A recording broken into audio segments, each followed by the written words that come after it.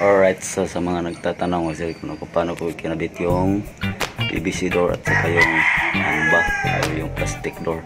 So ganito yung paraan ko sa pagkakabit. So bale ito yung PVC door natin. So bale sinabay ko na siya sa pag-asinta bago ko kinabit yung hamba.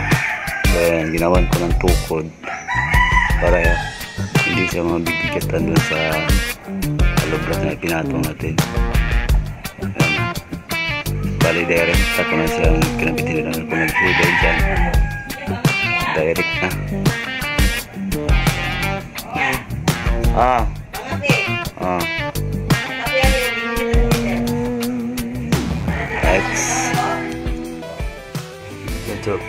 Ito po yung loob.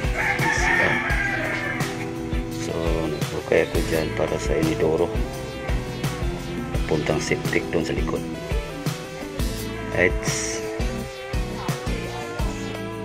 Alright, so yan, nakapag-flooring na tayo dito sa may CR saka may abang na sa inidoro at sa floor drain. Alright, sa taas hindi pa tapos.